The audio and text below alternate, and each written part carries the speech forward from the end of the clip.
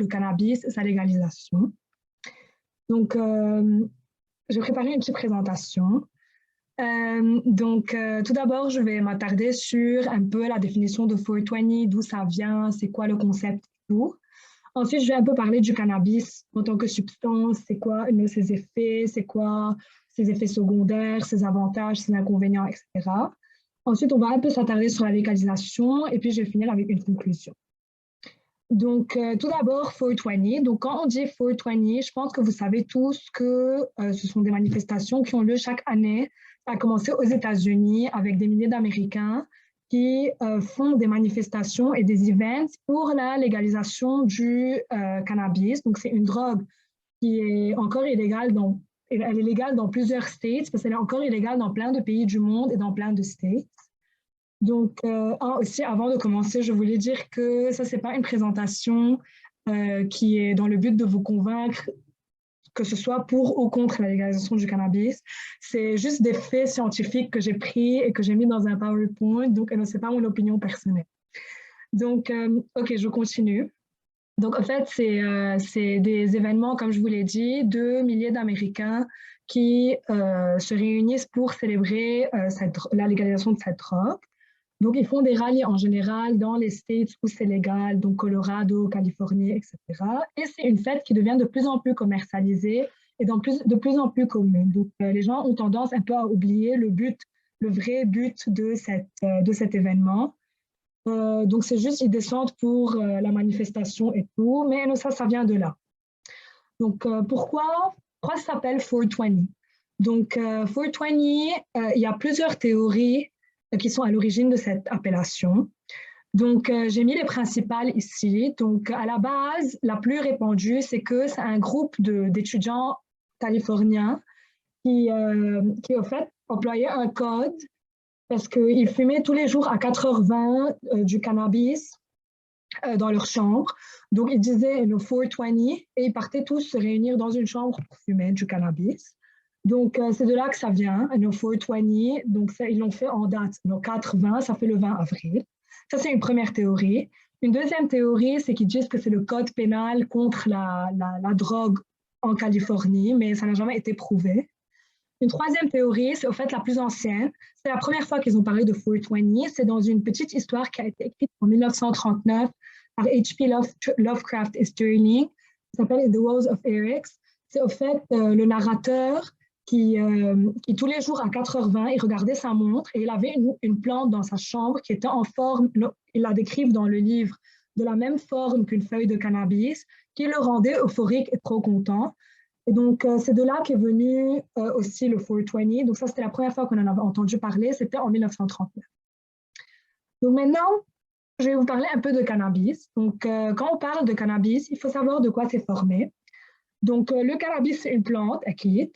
Et à partir de cette plante, il peut y avoir plusieurs composants. Donc, on peut faire soit de la marijuana, soit du hashish. Donc, la différence entre les deux, c'est la partie de la plante qu'on prend. Donc, la marijuana, c'est à partir des fleurs qui sont séchées et des feuilles de la plante. Le hashish, c'est à partir des feuilles qui sont des feuilles et de la résine, yani. Donc, elle est plutôt marron et noire. Et ça, c'est pris de la résine de la plante. Donc, que ce soit marijuana ou hashish, on peut à partir d'elle avoir des composés qui sont purs. Donc, c'est soit cannabinoïdes, soit cannabinoïdes. Nous, on s'attarde sur les cannabinoïdes. Donc, il y a des substances inactives, donc plus que 60 composants inactifs. Sinon, pour les substances actives, il y a le THC, c'est-à-dire le delta-9 tétrahydrocannabidiol, et une substance psychoactive. Il y a le cannabidiol, il y a le CBD, et une substance qui est active mais qui n'est pas psychoactive. Mais au fait, cette substance, elle protège, elle diminue les effets secondaires du THC. Donc, plus il y a du cannabidiol dans la substance, mieux c'est. Et moins il y en a, plus on a des effets secondaires du THC. Et c'est pour ça, au fait, que le cannabis qui est synthétique, c'est-à-dire pas le cannabis naturel, il ne contient pas de CBD, donc il est beaucoup plus néfaste que le cannabis qui est naturel. Donc ça, c'est la composition du cannabis. Ensuite, comment est-ce qu'on peut le consommer à ce cannabis? Donc, la méthode la plus commune, vous la connaissez, c'est donc fumer le cannabis à partir de joints. Donc, c'est comme des cigarettes. Il le mélange avec du tabac, avec un papier et il le fume. On peut aussi le fumer avec un bang, c'est comme une narguilé. Aussi, il le mélange avec le tabac et il est consommé de cette façon. Ou bien il peut être cuisiné, donc dans des gâteaux ou bien dans des bonbons. Donc, c'est consommé par voie orale.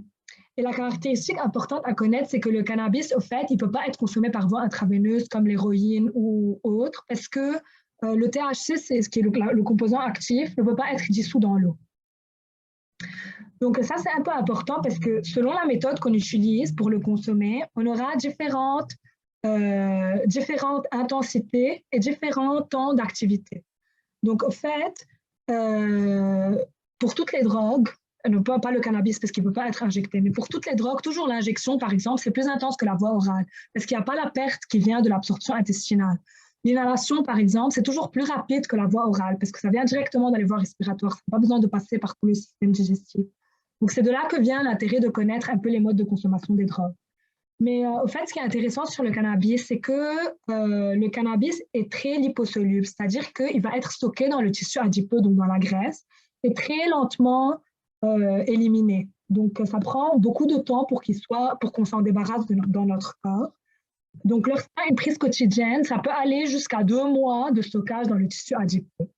Donc, c'est quoi l'intérêt en pratique? C'est que si on veut, par exemple, suivre quelqu'un pour qu'il arrête de consommer du cannabis et qu'on lui fait un test d'urine, parce que le test d'urine, c'est le test le moins cher et le plus efficace pour pouvoir connaître si quelqu'un consomme des drogues. Au bout de 28 jours, par exemple, il peut encore avoir du cannabis dans ses urines, même s'il a arrêté de consommer. Donc, on ne saura jamais s'il a arrêté de consommer il y a X temps et il a complètement arrêté, ou bien il a repris, par exemple, mais il y a encore du cannabis dans ses urines. Donc, ça peut nous induire en erreur parce que le cannabis reste très longtemps dans notre corps. Donc, il faut faire très attention à ce sujet. Donc, au fait, les effets cliniques du cannabis, donc c'est ce que les gens recherchent, au fait, c'est plutôt les effets à petite dose de cannabis. Donc, c'est la relaxation, l'euphorie, l'augmentation d'appétit, l'augmentation des perceptions, donc des sens et tout. Donc ça, c'est pour les effets que les gens recherchent. Mais il faut savoir que certaines personnes vulnérables, certaines personnes qui fument du cannabis en excès, donc qui prennent de grosses doses, peuvent avoir des effets qui sont très, très dérangeants. Et c'est là qu'on parle de bad trip. Donc, on peut devenir hyper vigilant, paranoïaque, anxieux, on peut faire des attaques de panique, on peut sentir qu'on est détaché de son propre corps, donc qu'on est deux personnes différentes, on peut avoir des hallucinations qui sont auditives, des hallucinations visuelles, etc. Donc, en général, tous les effets, que ce soit à basse dose ou à forte dose, sont transitoires, c'est-à-dire que ça dure quelques heures, et puis une fois que l'effet du cannabis disparaît, les symptômes vont s'améliorer. Donc, il n'y a pas grand-chose à faire. Mais si ça persiste, c'est-à-dire que le cannabis a déclenché autre chose, donc un effet secondaire du cannabis, par exemple, il peut avoir entraîné une psychose, disons, une schizophrénie, etc. On va en parler plus tard. Sinon, quelques points à connaître, c'est que quelqu'un qui a des problèmes de cœur ne doit pas du tout consommer du cannabis parce qu'on peut avoir une crise cardiaque sur le champ parce que le cannabis peut mener à une tachycardie, une augmentation de la tension artérielle. Donc, c'est très dangereux si quelqu'un a des problèmes de cœur. Il faut savoir que c'est vrai qu'on parle toujours d'alcool quand on parle de conduite, mais il faut savoir que le cannabis aussi est formellement interdit quand on veut conduire parce que ça ralentit les réflexes, ça peut mener à plein d'accidents de la voie publique. Et néanmoins, il faut savoir que le cannabis n'est pas une drogue qui est connue comme être fatale dans le sens où il n'y a pas une overdose, et personne ne meurt par overdose de cannabis dans la littérature.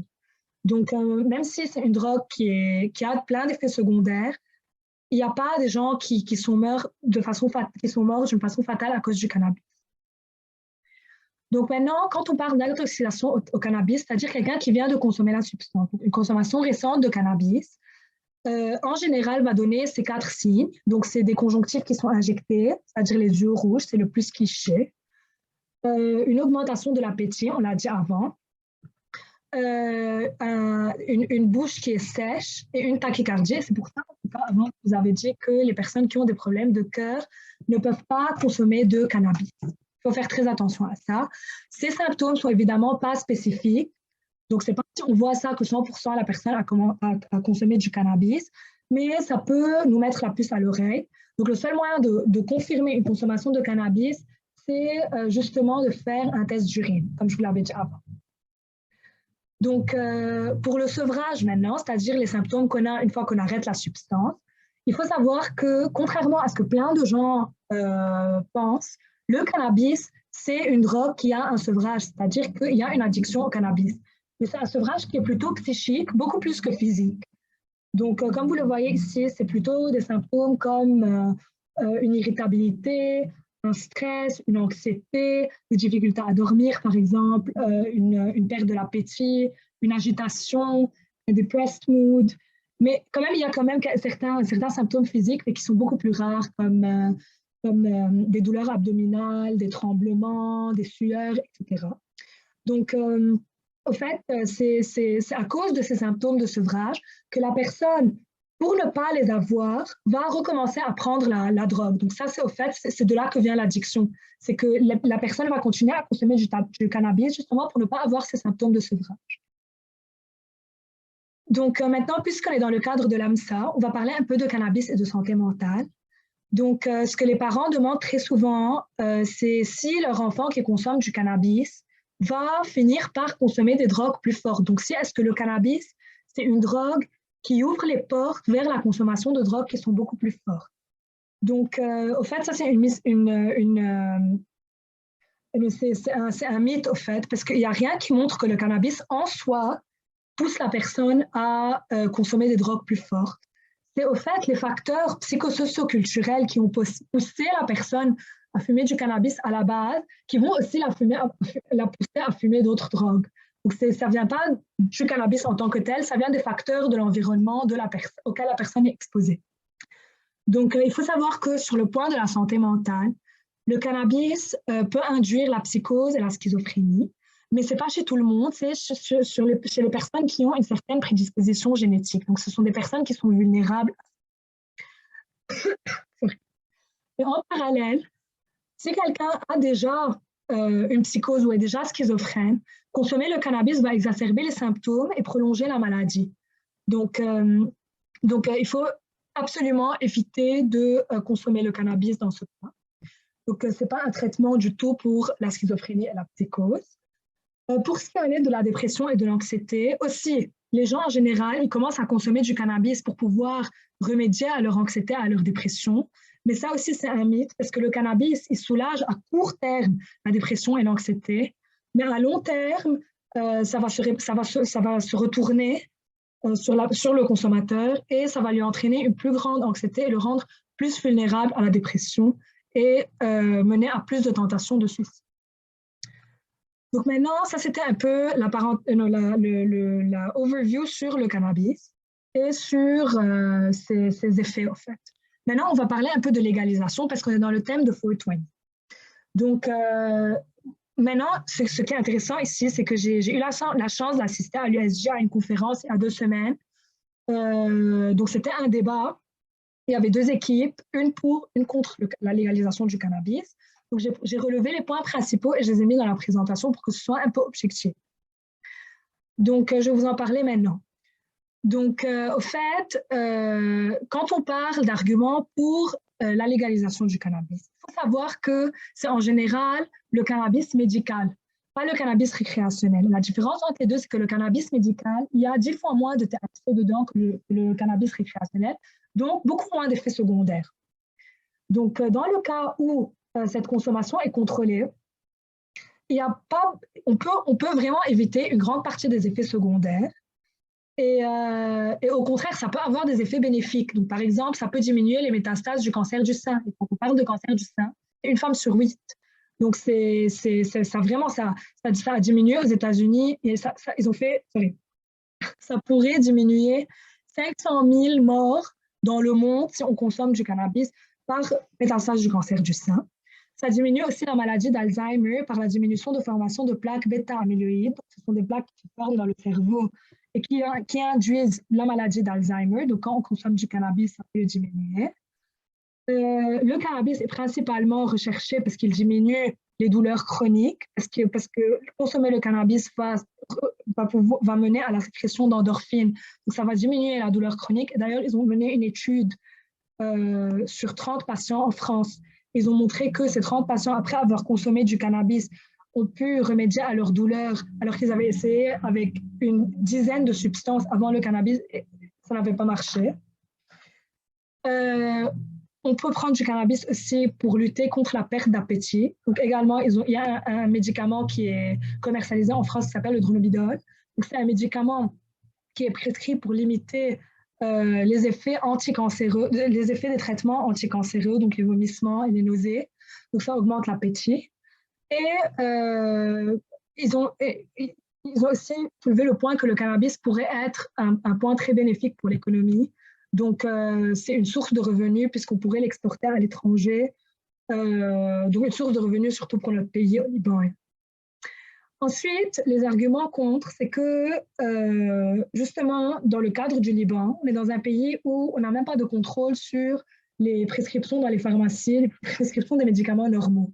Donc, comment est-ce qu'on va pouvoir contrôler une substance qui est comme le cannabis? Donc, il n'y a pas de contrôle sur la légalisation dans notre pays. C'est un argument principal contre. Et qui dit qu'il n'y a pas de contrôle, dit qu'il y aura une dépendance, beaucoup plus de dépendance. Dépendance égale plein d'effets secondaires. Quand on parle d'effets secondaires, je vous ai dit avant, il y a plein d'effets sur le cœur. Donc, infarctus du myocarde, c'est la troisième cause d'infarctus du myocarde. Il y a plein d'effets sur les poumons, donc ça augmente le risque de cancer du poumon, ça augmente les inflammations pulmonaires. Il y a des effets sur le système nerveux central, donc ça ralentit le flux neuronal, ça provoque la mort neuronale. Ça augmente le taux de suicide, de dépression et de psychose, comme je vous l'ai dit avant. C'est très facile de devenir dépendant et c'est très difficile d'arrêter de consommer le cannabis dans le cas où on en est dépendant, parce que je vous ai dit, il y a quand même des syndromes de sevrage.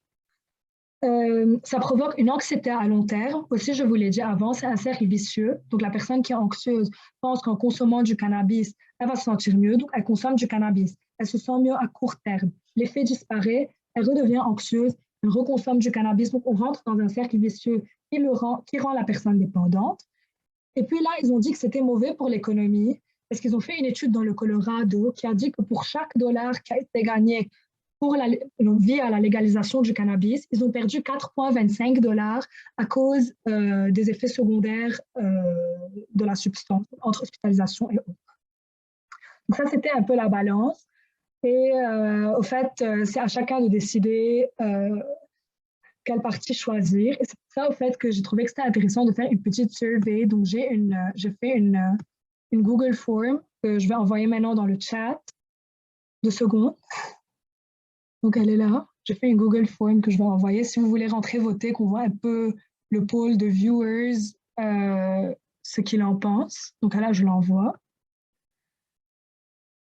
Et donc, ici, j'ai mis une petite carte des États-Unis. Donc, ici, vous voyez les states où le cannabis est devenu légal. Donc, vous avez vert clair et vert foncé. Le vert clair, c'est le cannabis médical, comme je vous ai dit avant, c'est-à-dire le bon, entre guillemets, cannabis. Le récréationnel, c'est celui qui a beaucoup plus de THC, donc beaucoup plus d'effets secondaires. Et on voit qu'il y a plus de 18 states aux États-Unis où le cannabis est devenu légal. Et donc, c'est vraiment en train de se propager.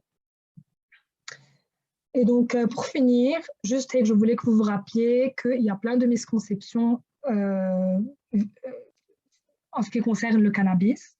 Donc, il faut garder en tête que l'usage incontrôlé peut être très dangereux parce qu'il y a plein d'effets secondaires. Il faut savoir que le cannabis médical peut être bénéfique. Donc, il y a aussi des effets positifs que je vous ai mentionnés durant la présentation.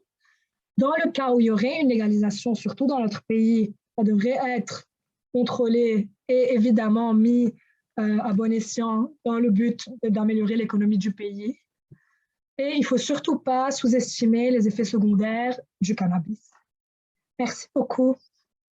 Je vais envoyer maintenant la survey.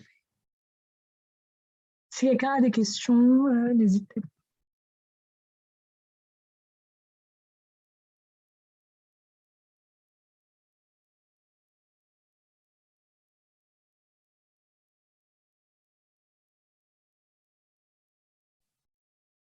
Ok, donc la forme est dans le chat. Je ne sais pas si vous l'avez reçue.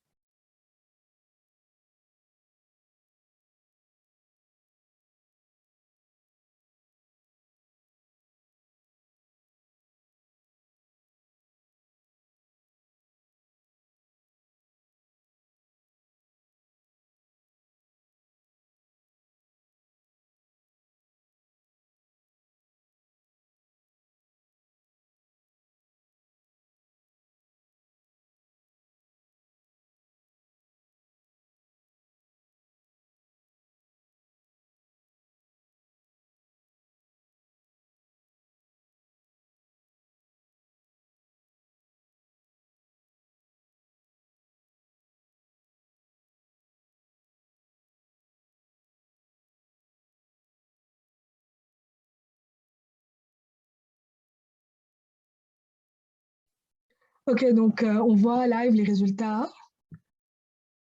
Il y a encore des gens qui votent, je pense.